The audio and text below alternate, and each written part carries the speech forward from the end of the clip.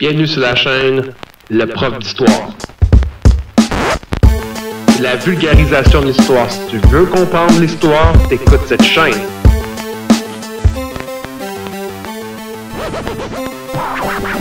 L'histoire c'est partout, l'histoire c'est vivant, l'histoire ça nous entoure.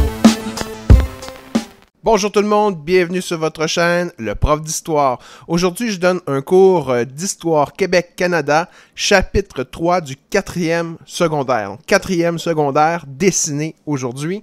On commence le chapitre 3 avec la fin de la Deuxième Guerre mondiale, avec la victoire des Alliés, dont fait partie les États-Unis et bien sûr le Canada. À la fin de cette Deuxième Guerre mondiale, c'est Maurice Duplessis qui est à la tête de son parti, l'Union nationale, qui règne en maître sur le Québec durant près de 15 longues années. Il prône les valeurs traditionnelles québécoises et celles de la religion catholique. Il favorise le développement des régions et des campagnes éloignées des grandes villes comme Montréal et Québec. C'est lui qui développe l'électricité dans nos campagnes pour moderniser la production agricole. Maurice Duplessis veut contrôler en maître le Québec et éviter à tout prix que le gouvernement du Canada intervienne dans ses décisions. Il fait plutôt confiance à l'Église qui sera au centre de ce gouvernement et qui aura la responsabilité de gérer les secteurs de l'éducation et de la santé comme toujours. Les impôts que Maurice Duplessis met en place serviront, entre autres, à financer l'Église catholique qui a des difficultés à offrir les services à la population québécoise, car c'est la période dite du baby boom, avec des milliers de nouveaux bébés après la Deuxième Guerre mondiale, avec 25% de la population qui a 10 ans et moins en 1950. L'Église est donc débordée par les pensionnats qui accueillent les Autochtones pour les convertir en travailleurs francophones catholiques et les orphelinats qui accueillent des milliers d'enfants abandonnés qui seront maltraités dans les orphelinats que l'on surnommera les orphelins de Duplessis. Le Québec est une province riche en ressources naturelles qui seront vendues aux États-Unis pour la production de produits de consommation dans de nombreuses usines américaines. Après la Deuxième Guerre mondiale, les salaires et les conditions de travail s'améliorent et permettent l'apparition de la classe moyenne qui pourra s'acheter de nombreux produits comme des réfrigérateurs, laveuses ou télévisions qui font leur apparition dans les maisons en Amérique du Nord à cette période. C'est durant cette même période que débute la guerre froide entre le capitalisme américain et le communisme soviétique qui se base sur la compétition entre les États-Unis et la Russie soviétique, qu'on appelle l'URSS durant cette période. On dit guerre froide car la rivalité ne va pas se réchauffer jusqu'à un conflit armé, mais plutôt rester froide dans le sens qu'elle se base sur une compétition entre les idéologies communistes capitalistes, comme dans l'influence mondiale, le sport, la course à l'espace, bref, le système qui fonctionnera le mieux entre les compagnies privées et la richesse personnelle, le capitalisme, ou le partage et l'égalité de la communauté, communisme. Au Canada et au Québec, on prend le camp américain du capitalisme et du libéralisme économique. C'est dans ce contexte de guerre froide que Maurice Duplessis interdit les syndicats et leurs rassemblements, trop souvent associés aux valeurs communisme et donc ennemis du Canada et son allié économique, les États-Unis. J'ai décidé un cadenas donc sur l'interdiction des syndicats pour représenter la loi du cadenas, instaurée par Duplessis, pour autoriser les policiers à barrer et condamner les locaux qui servent au rassemblement des syndicats. Sans syndicats pour améliorer les conditions de travail des nombreux ouvriers québécois, des rassemblements et des grèves sont organisés des mines d'asbestos et de Thetford Mine en 1949. Maurice Duplessis utilise les forces de police pour matraquer et arrêter les grévistes qu'il juge illégales. L'intimidation par la force policière et la corruption de son gouvernement permettent à Maurice Duplessis de régner sur le Québec en maître jusqu'à sa mort en 1960. Tout au long du règne de Duplessis, une volonté de changement social et idéologique majeur s'oppose au conservatisme et aux traditions protégées par le gouvernement et l'Église catholique.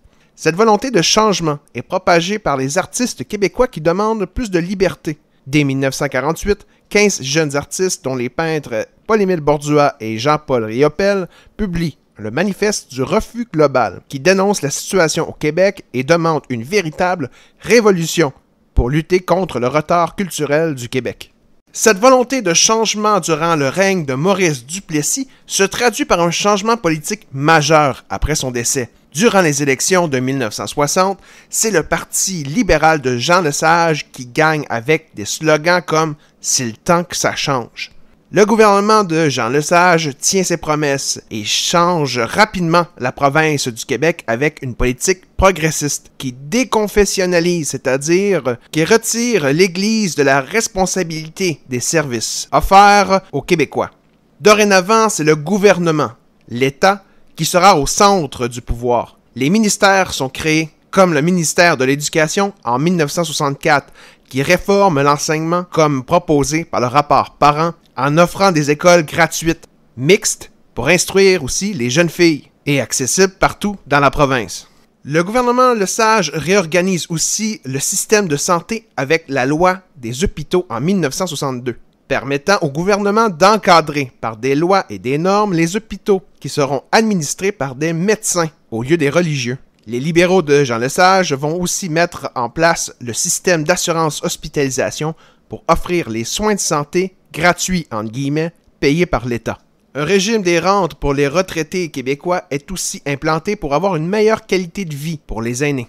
Le ministre libéral de cette période des Ressources naturelles, René Lévesque, convainc les Québécois d'acheter et de nationaliser les centrales électriques privées, en augmentant la dette de la province pour permettre la création d'Hydro-Québec et d'enrichir le Québec avec ses investissements. Le ministère des Affaires culturelles est aussi créé durant cette période pour promouvoir et protéger la langue française au Québec avec le financement de théâtres, musées et même avec la création de l'Office de la langue française. Cette véritable révolution sans révolte du peuple, ainsi appelée la Révolution dite tranquille, modernise rapidement le Québec endormi dans ses traditions par une restructuration majeure de l'État avec 53 000 fonctionnaires gouvernementaux. L'État devient donc le principal responsable de sa population. C'est l'État-providence, l'État qui offre, l'État qui donne. La population du Québec grandit rapidement durant cette période, avec la génération des baby boomers qui arrivent désormais sur le marché du travail, en plus de l'importante immigration des pays européens, comme les Italiens, les Grecs, les Portugais et les Juifs. De nombreux quartiers ethniques se développent donc à Montréal. De nombreux gratte-ciels y sont construits, et les banlieues se développent autour des plus grandes villes de la province. Avec la population qui augmente, le nombre de maisons, de quartiers et de villes augmente aussi durant cette période. Plusieurs routes, autoroutes, ponts et infrastructures sont construits à cette époque pour le développement rapide de ces régions. C'est le phénomène d'étalement urbain. Urbain qui veut dire ville.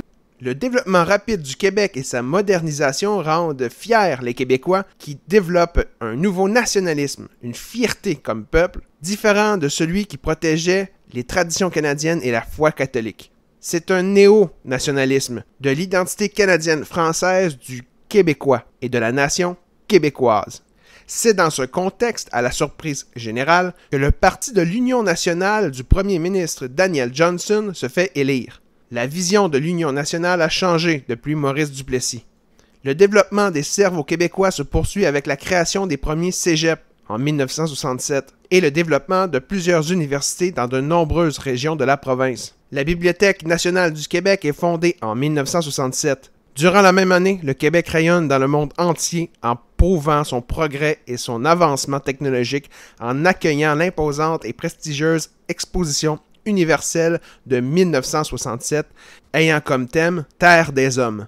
Le président français, le général Charles de Gaulle lui-même, en visite à Montréal pour l'exposition, prononce lors d'un discours « Vive le Québec libre ».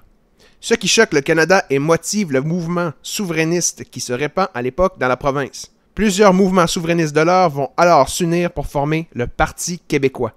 Le premier ministre Daniel Johnson décède en 1968 alors qu'il est encore au pouvoir et il est remplacé jusqu'aux prochaines élections. C'est le Parti libéral du premier ministre Robert Bourassa qui gagne les élections de 1970. Alors que les peuples autochtones luttent pour faire valoir leurs droits ancestraux avec le premier ministre du Canada, Pierre Elliott Trudeau, ou PET, Robert Bourassa amorce des travaux titanesques dans la région de la baie James, sur le territoire des peuples Inuits et Cris.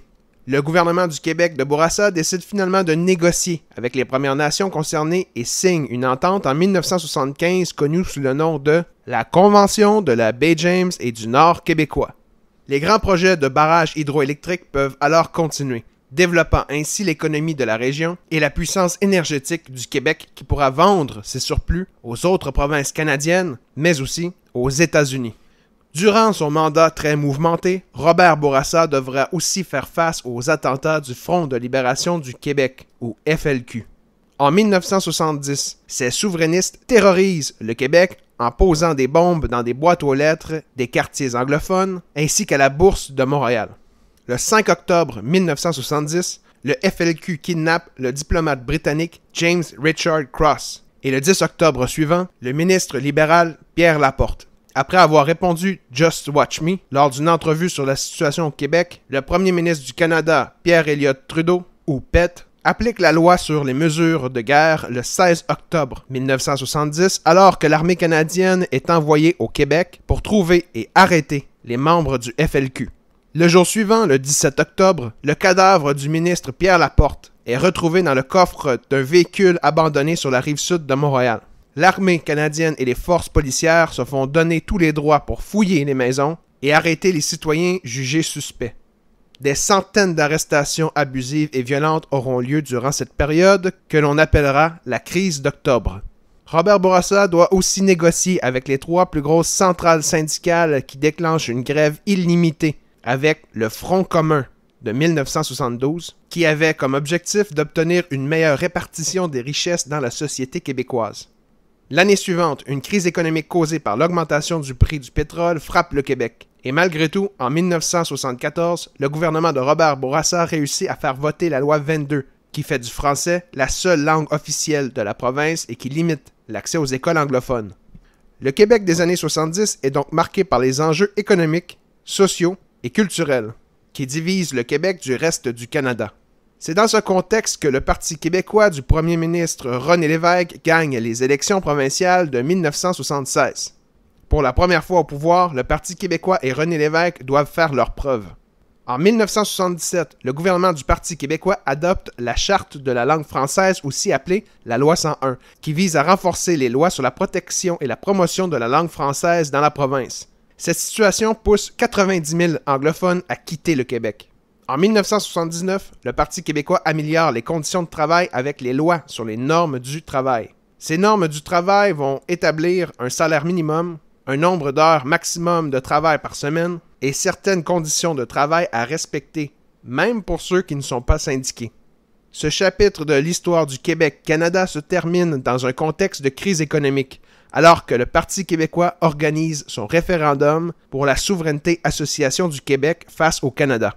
Le quatrième et dernier chapitre de ce cours débutera donc avec la défaite des souverainistes qui se font battre 59,56% qui voteront non contre 40,44% des Québécois qui voteront pour la souveraineté du Québec. Si l'on résume ce chapitre 3 du 4e secondaire en quelques secondes, on peut commencer ce chapitre avec cette fin de la Deuxième Guerre mondiale, le début de la guerre froide entre les capitalistes américains et les communistes soviétiques.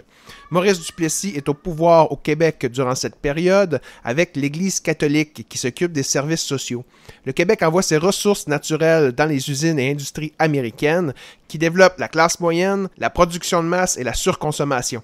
Maurice Duplessis utilise aussi les forces policières pour se faire obéir et empêche toute contestation de son autorité. Le Refus global dénonce l'époque de Duplessis et annonce un vent de réformes et de changements majeurs au Québec par cette révolution qui n'est pas armée, un changement global qu'on appelle la Révolution tranquille, grâce au gouvernement libéral de Jean Lesage de 1960 à 1966, grâce à l'État-providence et à l'endettement public. La population de cette période grandit rapidement avec les baby boomers sur le marché du travail et l'immigration qui arrive en grand nombre au Québec. C'est l'étalement urbain, le développement des cégeps et des universités et l'Expo 67 durant le gouvernement de Daniel Johnson. Au début des années 70, le gouvernement libéral de Robert Bourassa développe la région autour de la baie James avec de grands projets hydroélectriques censés enrichir le Québec. Le gouvernement Bourassa doit aussi gérer de nombreuses crises, comme la crise d'octobre de 1970 avec la loi des mesures de guerre adoptée par Pierre Elliott Trudeau, premier ministre du Canada à cette époque. Il doit aussi négocier, en plus des Autochtones, avec les importantes centrales syndicales de l'époque, pendant le front commun avec cette grève illimitée. Et finalement, Bourassa rend la langue française la seule langue officielle du Québec. Avec cette nouvelle fierté québécoise et le néo-nationalisme au Québec, les relations entre le Québec et le Canada sont difficiles. Et c'est dans ce contexte que le gouvernement souverainiste de René Lévesque se fait élire en 1976. René Lévesque et le Parti québécois continuent les changements amorcés dans la Révolution tranquille, protègent le français avec la loi 101 et améliorent la situation des travailleurs avec les normes du travail. Ce chapitre se termine avec l'annonce du référendum de 1980, avec cette volonté de souveraineté-association pour libérer le Québec de cette emprise canadienne. Voilà ce qui conclut ce petit vidéo rapide qui survole la matière. Si vous avez apprécié, lâchez le pouce bleu et partagez en grand nombre. Je vous dis à la prochaine fois.